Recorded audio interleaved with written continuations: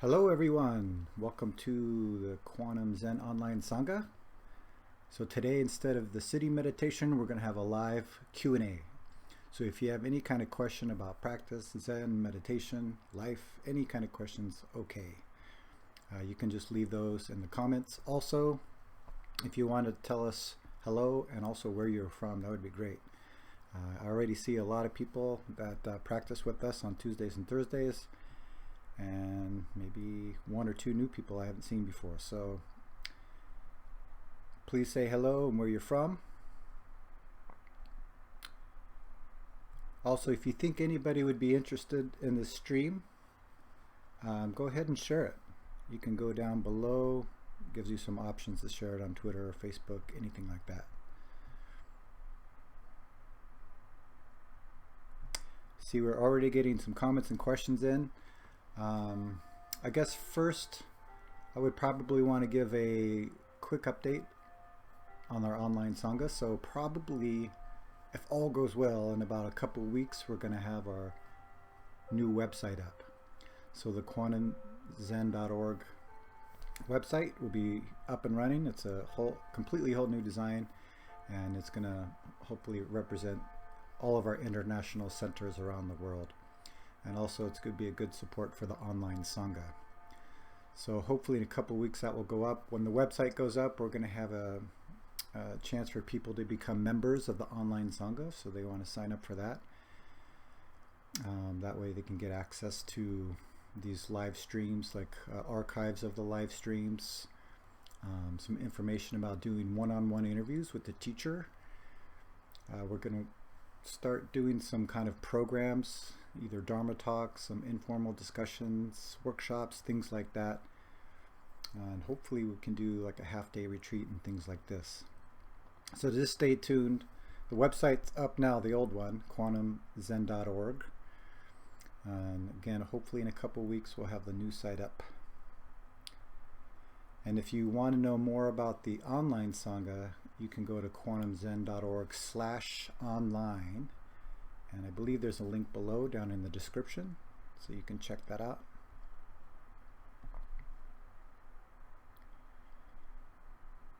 Got from people from all over.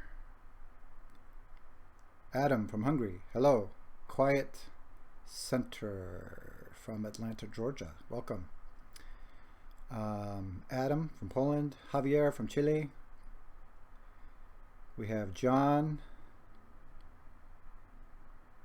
from somewhere.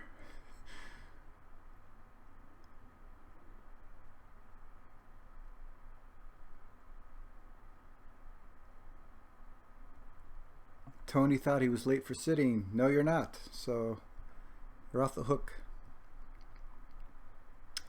And we have 463-7311-253-1815. How you doing?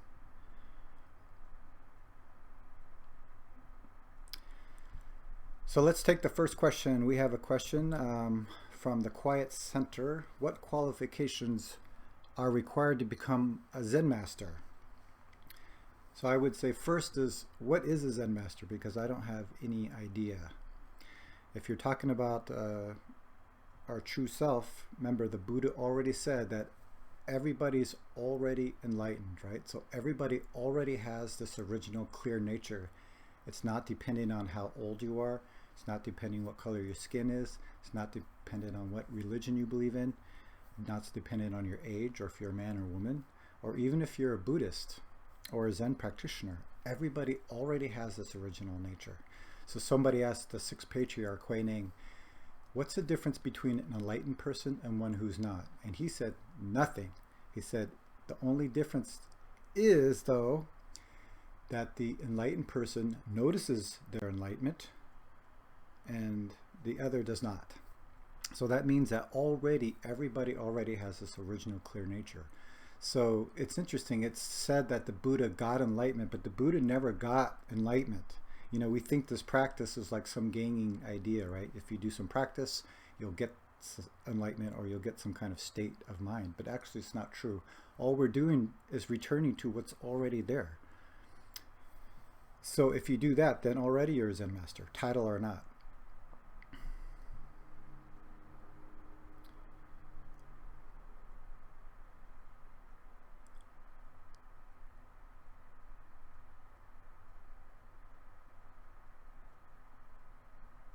Gino, Mexico, hello, how are you doing?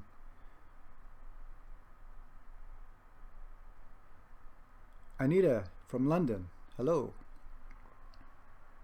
So let's go to the next question, also from the Quiet Center. And again, you can ask as many questions you like, no problem. So when I asked a great question, what is this? The response come back, what the hell do you think this is? It's a room. And the feeling of indignation, if I persist in this question, what happens? So this kind of question, when we ask, what is this or what am I, is not a thinking kind of question, right? It's not like when I was in school, sitting in the classroom, the teacher would ask, Jason, what is the capital of California? And I would have to think about it. At the time I didn't know, so it was quite embarrassing. So there's 2 points here. So it's not that kind of question. So these kinds of question helps us return to the mind before thinking, right? So this is why we ask, what is I, or what is this I? We say it all the time, but what is it really? And it's kind of like, if you're clever, you can keep answering these questions, but use the questions to return to the mind before thinking. Because you could say, what is this? And you can say, oh, this is enlightenment. What is enlightenment? Oh, it's clear mind. What is clear mind?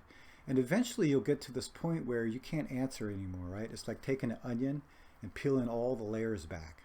When you sincerely do this, eventually there's nothing, right? So this nothing means before thinking, which means your mind just reflects this moment as it is. So that's how we use the question. So it's not an intellectual question. It's not a question that's going to have an answer to appear. The question is the answer, right? So the question helps us return to this original nature, not to create more thinking. So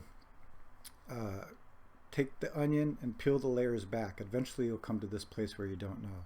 This don't know is good. So like I said, when I was in school, I didn't know what the capital of California was, so I felt really embarrassed, right? So this is not this kind of don't know. This don't know is great. This don't know means your mind is very wide, it's very opened, and very curious.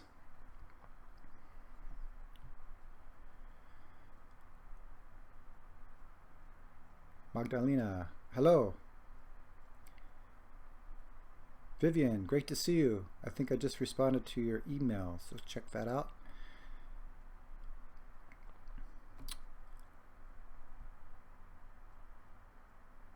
Planet Sim, it hid your message here. Let's see what it says. Is Buddha the fat one you see in the Chinese restaurants? Yes. In fact, the Buddha is what you see when you look into the mirror. So we got to remember that Buddha just means wake up, okay?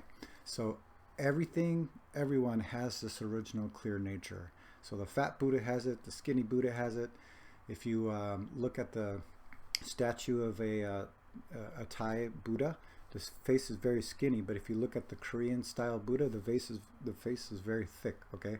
So that means any culture, any religion, any person has this original nature, which means everyone is Buddha.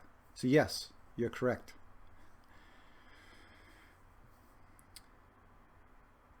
Maxim St. Petersburg. I'm not sure what these numbers mean. Oh, okay. Maybe time and temperature. Thanks for the update. Oh, Douglas, yes. I remember from last time. This 463731125311815 is Douglas. So hello, Douglas from Michigan.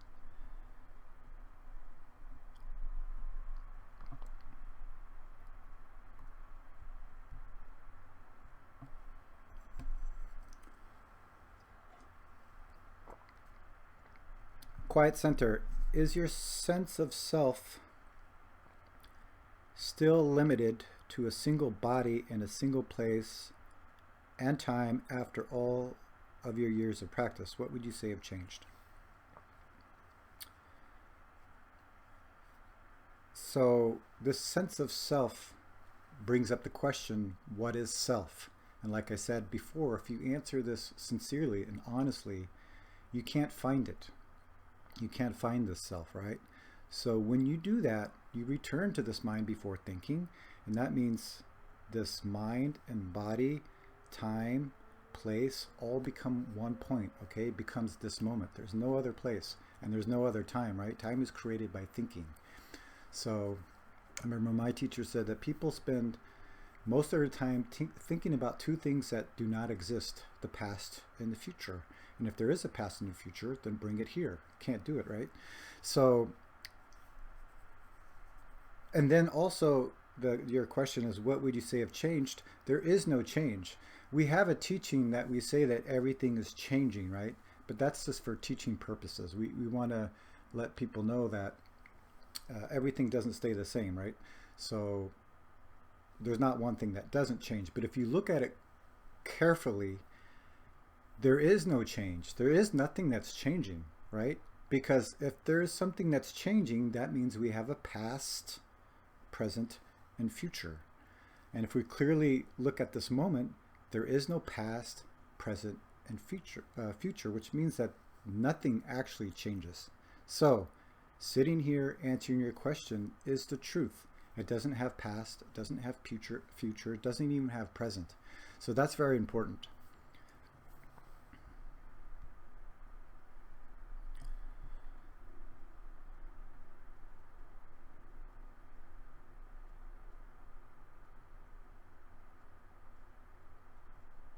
Okay, Douglas. If you don't know what it is you're looking for in meditation, how do you know if you found it? And I guess your second question is, Zen meditation different from insight meditation? So what's interesting is that everybody comes to practice because they want something. That's natural, right? So when I started first practicing, I wanted to take away suffering, right? I was living in my early 20s, living in Seattle and having a very difficult situation. Lost a job, got divorced. My friends were having a lot of difficulty. My parents got divorced. Didn't know what I wanted to do with my life. So all of these things brought up this kind of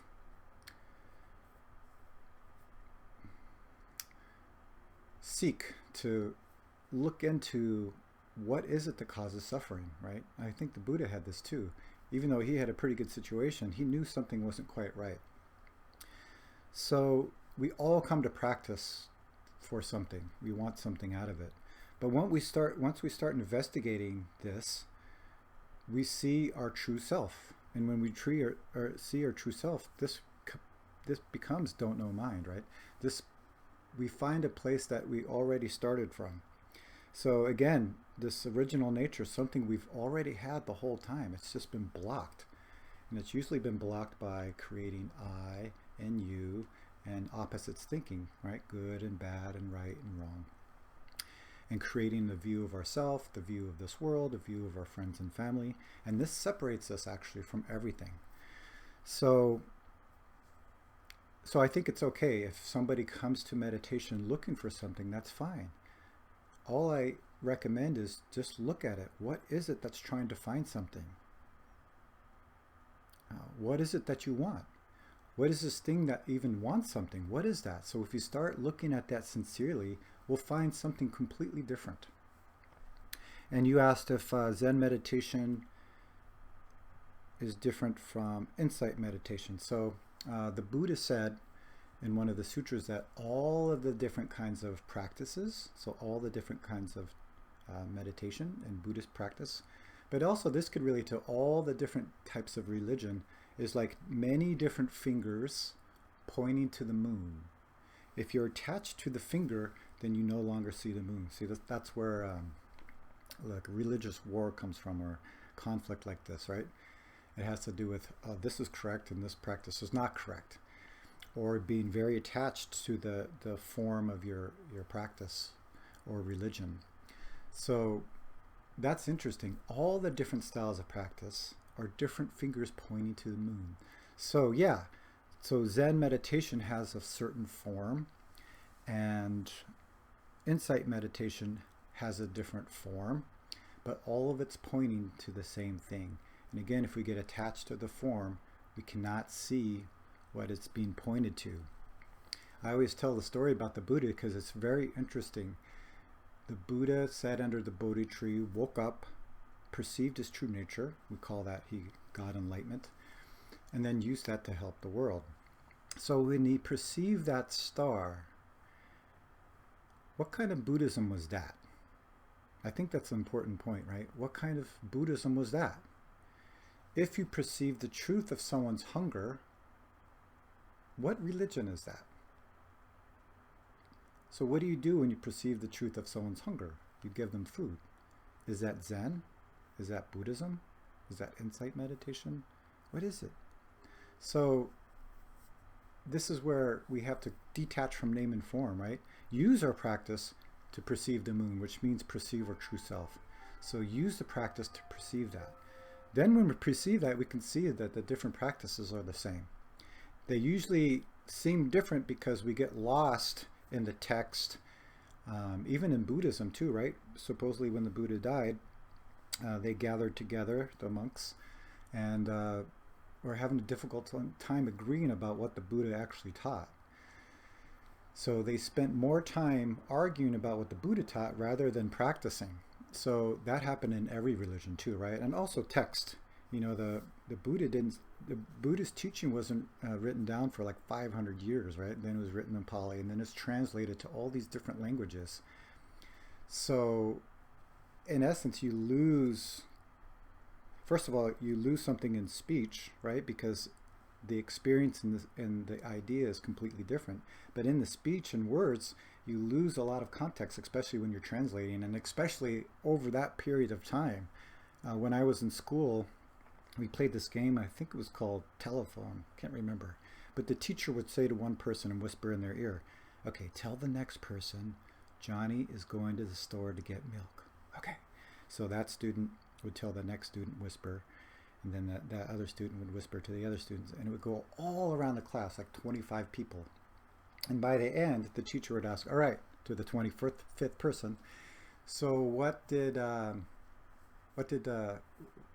we say in the beginning? And they said, you know, Johnny rode his bike to the movies, and it's something completely different. So everything gets lost in this translation. Everything gets lost in just ideas, speech, and words. Yeah, we need to use these things to communicate and to function in our life, but to find the meaning of our true self, we have to do some practice.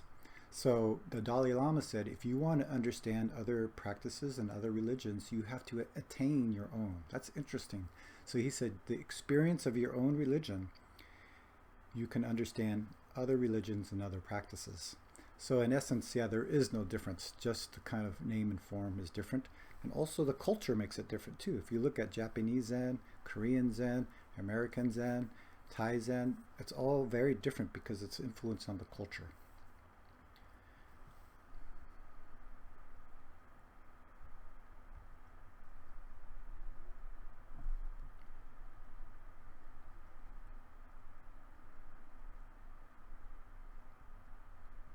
Javier, good to see you as always. Thank you for your practice and dedication.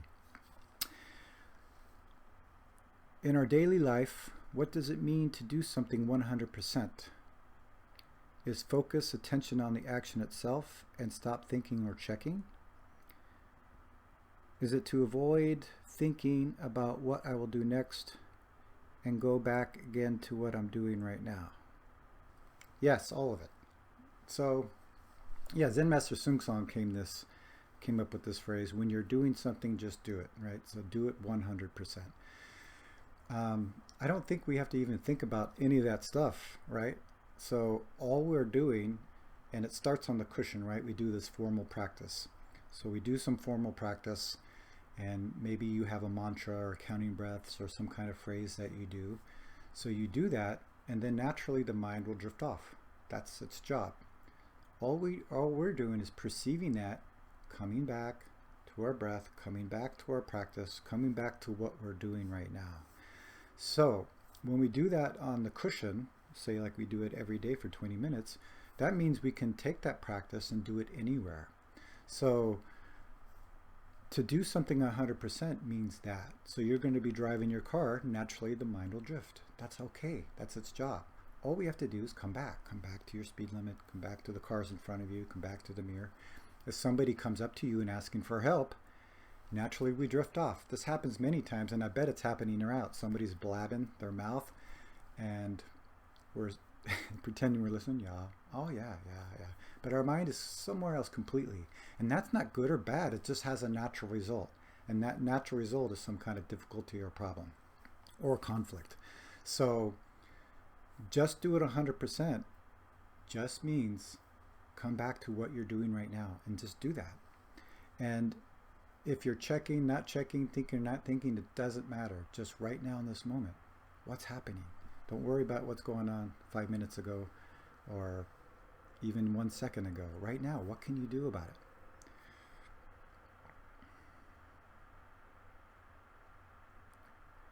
Margit? Hello to all. Austria, wow, great to see you. Welcome.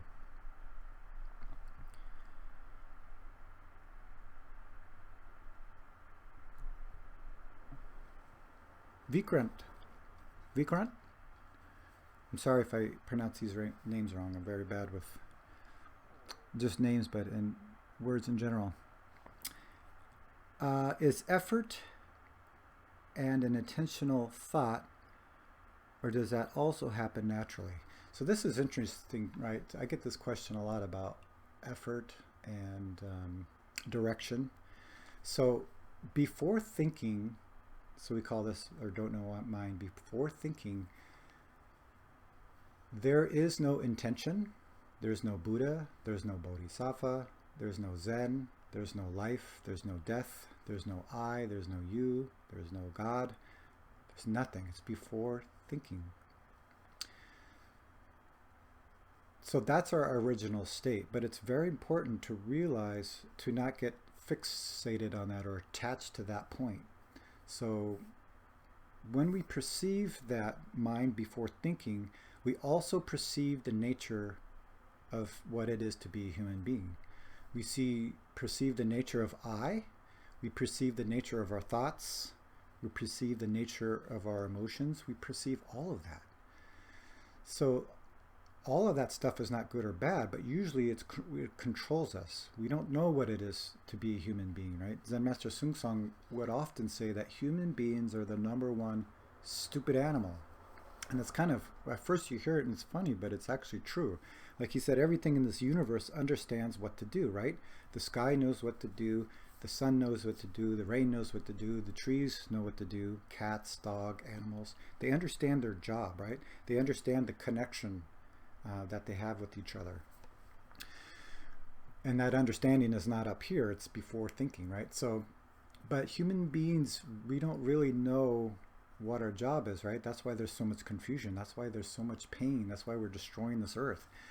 So in order to understand our job as a human being, we have to return to this mind before thinking, right? So before that, we can see the connection that everything in this universe has. So I always like to use the analogy of a bicycle, right? This bicycle is one thing.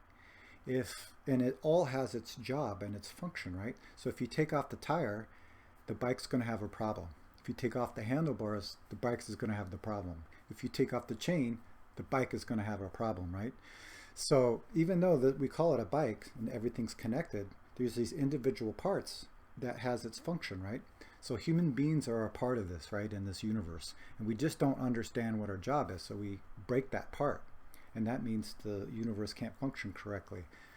So our first step is to perceive our true self, which is before thinking. Then we see the nature of what it is to be a human being. We have thinking, we have emotion, we have I. So I is not good or bad, but it usually controls us. So when we see the nature of this, then we can use it to help. So something I always like to say in many Dharma talks is, before Buddha started practicing, he was very attached to name and form, like all of us. Then he went under the Bodhi tree practice, realized his enlightenment, and was no longer attached to name and form, right? We can call that nirvana or before thinking. But then he got up from the tree and he used name and form to help other people. For 49 years he did that. So that's interesting, right? So there's attachment to name and form, no name and form, using name and form. So this is very important. So when we perceive our true self, then we connect with everything in front of us, right? We see people that are suffering. Usually we divide people with good guys and bad guys, like this kind of thinking, right?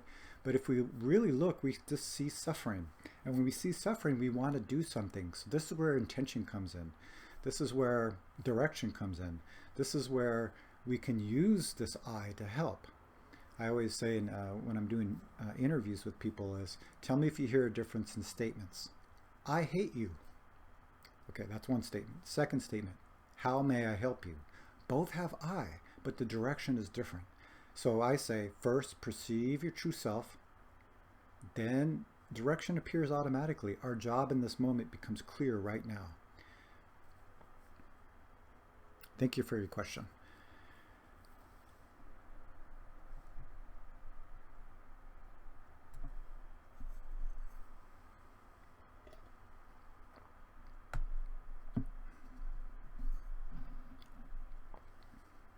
Chris, our Buddhist pacifist, what if death can end the suffering of the person or prevent the suffering of others?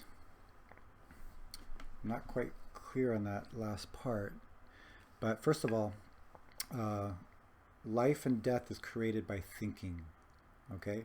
Just like we say our true self is just thinking. This clear mind is just a thinking word. So there's something before these words.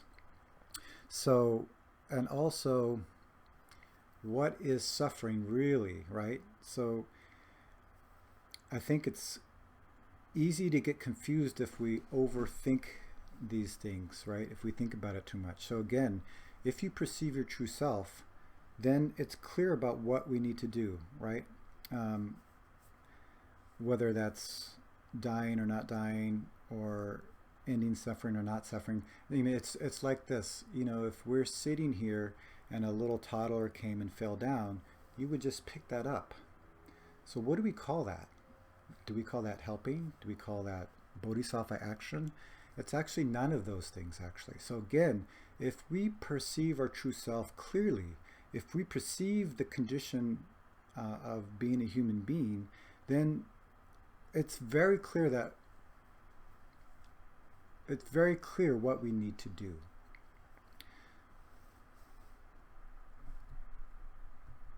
Amir, good morning.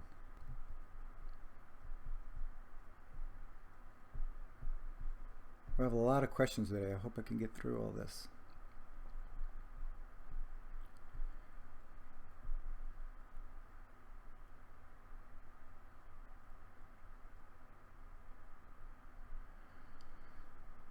Tony, that was beautiful. Never heard the finger deal. Yes, it's in one of the Buddhist sutras, the Anattara. I wouldn't remember it if I could. Amir, all right. Is meditating completely focusing on the breath? I have such a hard time during meditation keeping my thoughts centered on my body. What are your suggestions? So we usually suggest first is have some kind of comfortable position. So whether that's sitting cross-legged or kneeling, sitting in a chair, it's not so important. Most important is how you keep your mind. You do want to make sure your body's comfortable and awake and not in pain or getting tired or anything like this. And so the next step that's very important is the breathing during meditation. Not only life, but meditation is also, it's very important. So usually if you watch a little child breathe, that if you watch their lower belly, you can see their belly expand when they breathe in, and then you see the lower belly fall when they breathe out. That's interesting, right? You see this in all kids. But somehow when we become adults, the breathing gets trapped up here in our chest. So if you ever have like anxiety or tension, things like this, it usually means we're not breathing correctly. It's something so simple and so basic. So that's another important thing. So when you breathe in through your nose. You'll feel your chest fill up a little bit. And really let your lower belly expand. I know here in America, everyone's trying to like suck in their belly because they don't want to look fat. But it's important to let that really expand as much as you can. So when you breathe in, let that lower belly expand. And then when you breathe out, which is about twice as long, let the lower belly fall. That's very important too, right? Because usually the energy, like I said, is stuck here. So if you have a lot of anxiety or very emotional, or we have a lot of thinking stuck up in our head. So if you thinking can never stop. And if you're really lucky, you got both energy stuck in these places. So very important was when you breathe in, really let the lower belly expand. And then when you breathe out, which is about twice as long, let the lower belly fall. And naturally the energy will come down to your center, into this area. So that's very important. You don't have to control your energy. Just breathe. Don't force the breathing. Eventually you'll get back to this breathing because you've done it before. So that's the second important part. So we have posture, breathing. And then the next important point in sitting meditation is some kind of tool or practice to help you keep your mind in this moment. So like I said before, naturally your mind is going to come and go. It's designed to do that. But usually we either try to attach to the thinking or we try to get rid of it. And it's usually we try to keep the things we like, get rid of the things we don't like. That is the definition of suffering. So if we use some kind of tool, some kind of mantra or phrase or counting breaths, it helps us not push and pull or grab. So if someone does not have a practice, we usually recommend when you breathe in, you say to yourself, clear mind, clear mind, clear mind. And when you breathe out, which is about twice as long, don't know. So clear mind, clear mind, clear mind, don't know. So I recommend that one for two reasons. First of all, it tells us how to practice, right? Clear mind just means reflect everything in this moment as it is, like a mirror. So what do you see? What do you hear? What do you perceive right now in this moment? Don't know has two parts. First, don't know means don't attach to anything that appears in the mind, right? So again, I usually said that the stuff we like, we want to keep and play with. The stuff we don't like or is uncomfortable, we want to try to get rid of with practice. We're not doing any of that stuff. We're just perceiving it come. When we perceive anything, if it's a thought or feeling, we perceive it, look at it, then come back to the breath, come back to the floor, come back to clear mind, clear mind, clear mind, don't know. So that's very important. So everything is just coming and going. So when we do that, then we're free. We're not being pulled around by either grabbing on it or pushing it away. So then everything comes and goes and then it doesn't pull us around. What kind of technique you do or mantra or phrase really doesn't matter. If you are not sure of which one to do, you can always consult a teacher and talk about it. So the other point of don't know too is the direction of our practice, right? Perceiving our true self. So perceiving our true self doesn't mean making this I stronger, right? A lot of the self-help tapes in the 80s, I believe, were always like making the I stronger. You can do this. Believe in yourself. I. That's not what we're doing. Perceiving our true self is seeing the mind before I. So don't know helps us with that and being honest and sincere. What is this? What is this thing that wants enlightenment? What is this I? Don't know. So don't know has that point too. So that's the direction of the practice. So clear mind, clear mind, clear mind tells us how to practice. Don't know gives us the direction of our practice.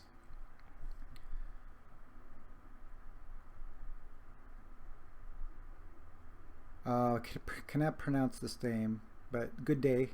Good to see you. Oh, Ivan. Yes, Ivan. Great to see you. What do you think about modern mindfulness? Which is funny. So originally mindfulness doesn't have modern or ancient, right? It's not based on time and space. So if you look outside, what do you see? You have ears. What do they hear? We call that mindfulness, but it's not even mindfulness. So as you see again, it doesn't have time and it doesn't have a label, right? So the truth is just the truth. I know here in the West, mindfulness is really being marketed a lot. It's being sold and people are making money off of it. People are using it in corporations to make them perform better. And there's really nothing wrong with that practice. But mindfulness, again, is just a tool meditation is a tool, right? The tool itself doesn't have any direction. You can do many things with the hammer, right? You can hit somebody in the head and bash their head open, or you can build something with it, right? So the hammer is a tool. So mindfulness is a tool. And it reminds me of about 3 years ago, I saw this YouTube video, and it's a Tibetan nun who was telling everyone about how she hated the term mindfulness. She said it's being sold everywhere and everybody's talking about it. But she said, do you know what? A thief needs mindfulness. That's interesting, right? A thief needs mindfulness. If the thief does not want to get caught, the thief needs to be very mindful of what they're doing. Otherwise, they leave their traces and tracks, right? And they get arrested. So that shows us like the tool itself doesn't have a direction. So I always say that you have to have a practice and a direction. So it's like two wings of a bird. You can't have one without the other. So the direction is like having a guide. You know, if I want to get from here to Los Angeles, I pull up the map and look at it. So that gives me the guide to where to go. But if I don't have a vehicle, the map is not helpful. If I don't have any kind of transportation, the map is not helpful. Otherwise, too, if you have a vehicle and no direction, then where are you going? You can have a very nice car just sitting in your driveway, but you have nowhere to go. Just drive around in circles. So again, the tool and the direction come together, and that gives us a solid practice. So that's what I think about mindfulness is that it's a great tool, and you can use it for many things. There's nothing wrong with using mindfulness to become a better cook, right? But I would always say, why do that is very important, right? Because if we just do it for ourselves, it just has a natural result. There's no way out of that. If we do it for ourselves and others, that has a natural result. All right, let's get through this. A lot of questions today. Thank you so much.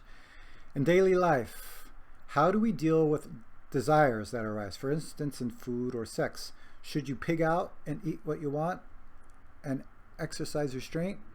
If you see a hot girl, should you go after her? I always say, go ahead and try it and see what happens, right? And one thing I loved about Buddhism is the Buddha never told us what to do, right? He never said that one path is better than the other path. He said something very simple. If you grasp, it has a natural result. If you let go, it has a natural result. He did not say which one was better. He did not say you should pick one. In fact, he said, find out for yourself. He just said, this is what I discovered. So Buddha never came up with anything interesting or his own philosophy. He pointed out the natural causes of the nature of cause and effect. So that's what I have to say about that, is there's nothing wrong with desire, but it has a natural result. Like if you want something, what happens? If you don't get it, you're disappointed. If you get it, you're happy. But there's not one thing in this world we can keep, unless you can tell me one, put it in the comments below. So then when that disappears, then we're disappointed again. Or we get what we want and it's not enough. We want more of it. Or we want it to be different. I wish I got paid a little bit more. I wish my girlfriend was like a little nicer to me. All these kinds of things, right? So those aren't good or bad. It's just a natural result of grasping. So I say try it. I think we already know what it's like to grasp. So let's try letting go and see what happens.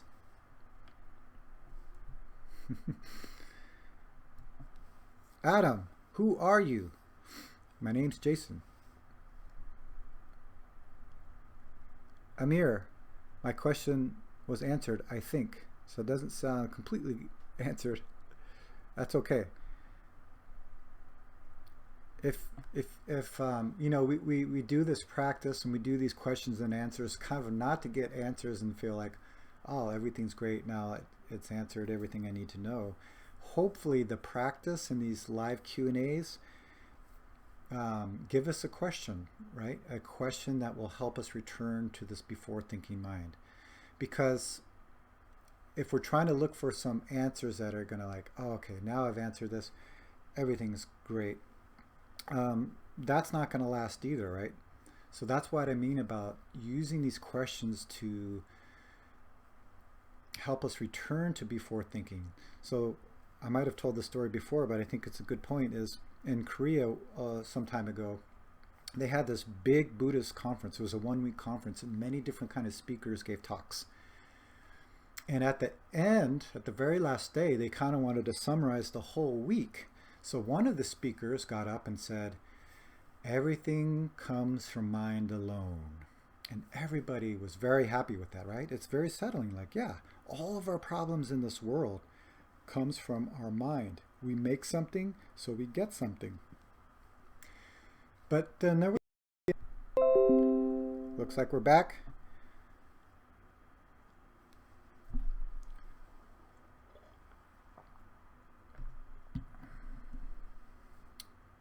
Looks like we're back. Okay, sorry about that. It looks like our software disappeared for a second, then came back. So in the story I'm telling about this conference, and they wanted to summarize the conference, and the speaker said, everything comes from mind alone. And everybody was very satisfied with this answer, but somebody raised their hand and asked, if everything came from mind alone, where does mind come from? And now it's interesting, and they weren't trying to attack or do some Dharma combat or be clever. It's a very sincere question. We say everything comes from mind alone. If that's true, where did mind come from? That gives us a question. That gives us this sense of great doubt, of not knowing. So I'm hoping that these Q&As and the practice give us this, this question.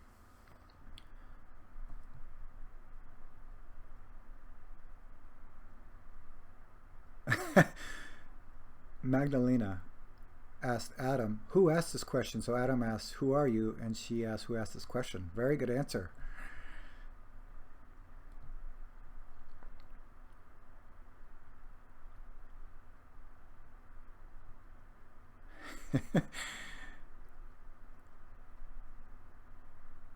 Blizz85, how do we find the correct balance between seclusion and living in the midst of all the busyness? Thank you.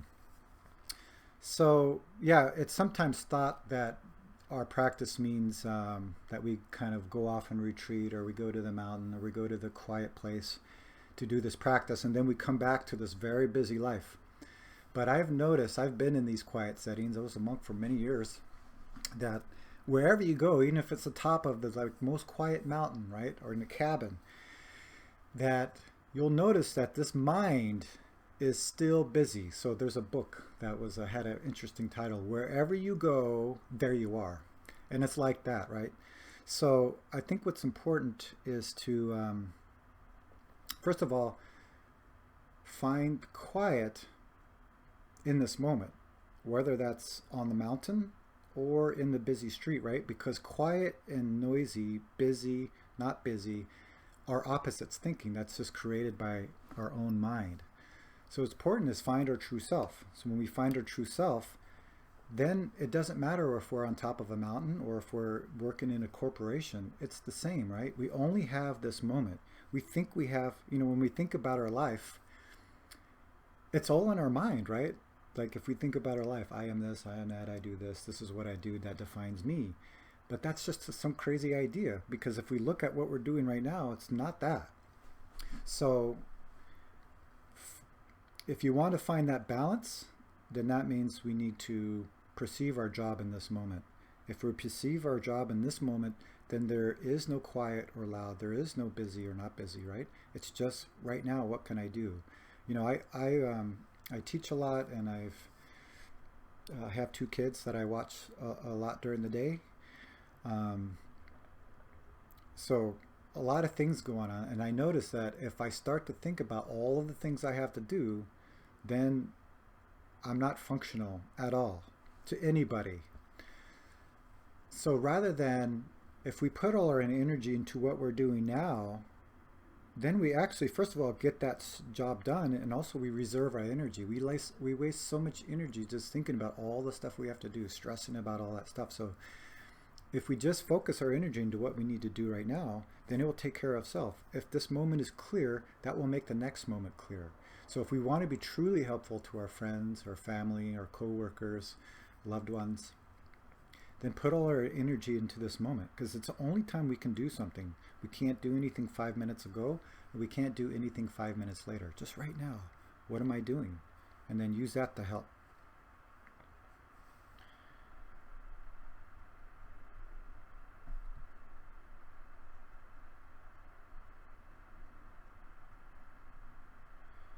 Quiet Center, is this live stream available for replay later?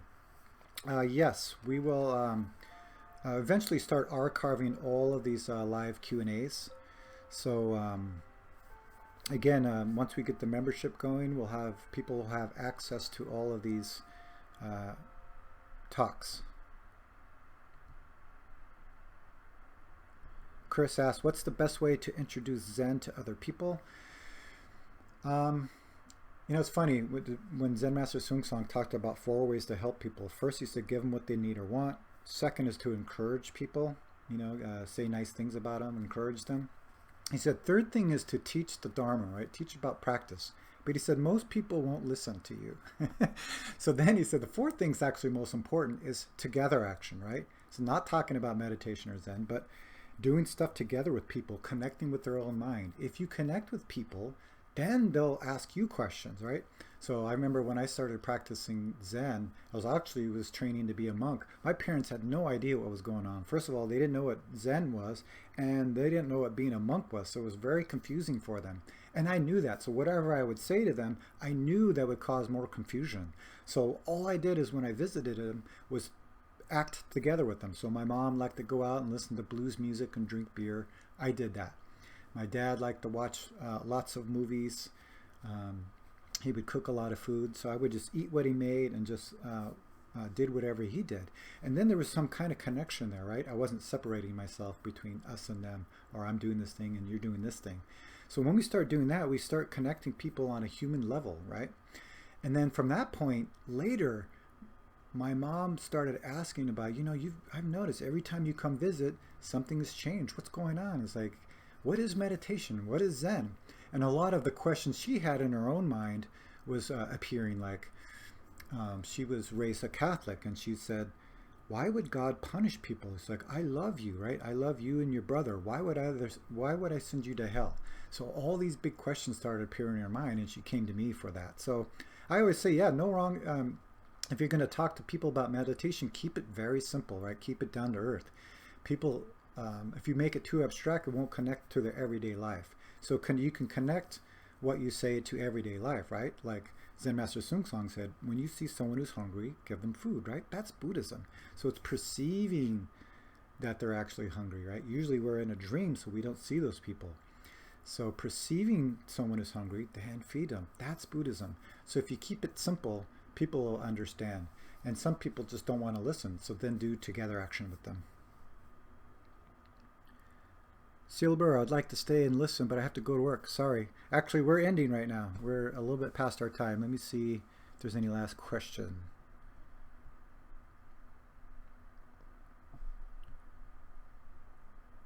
So this has a Korean name. I don't know what it says.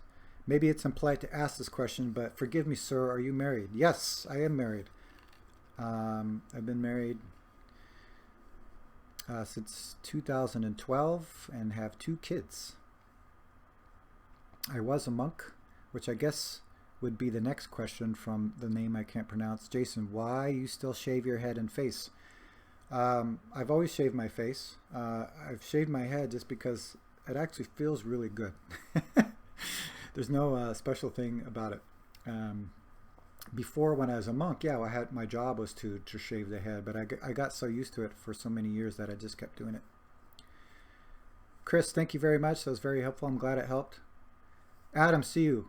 So it looks like we're going to wrap it up. Thank you, everyone, for your questions. A lot of questions today. That's fantastic. I'm going to continue doing these. I'm going to probably still do these once a month. If we want to do them more, I may do them more. It just depends on what the Sangha wants. Again, our new website should be up in a couple weeks, hopefully. So just stay tuned to that. It's going to have more information on our online Sangha, how to become members. We created a WhatsApp private group.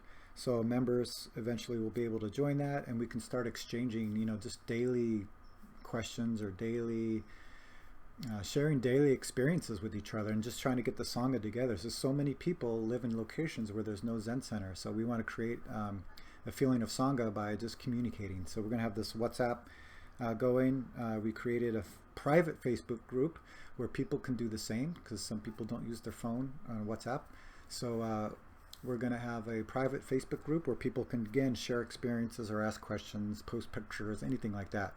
So that's what's going to happen. Right now, there's a Quantum School of Zen online webpage. That's going to be deleted.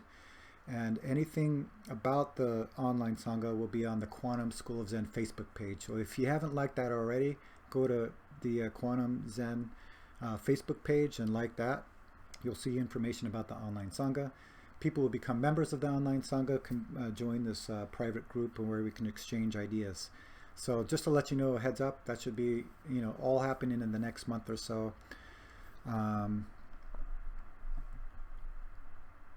Everyone's bowing. Thank you. Yeah, thank you, everyone. Just want to make sure there's nothing else. Javier, you're welcome. It's great to see everyone. So we'll continue on Thursday at 6 a.m. Pacific Standard Time. We'll do the live sitting. So we'll sit for 30 minutes, do 2 chants, and a short reading. So I will see you then. Thank you.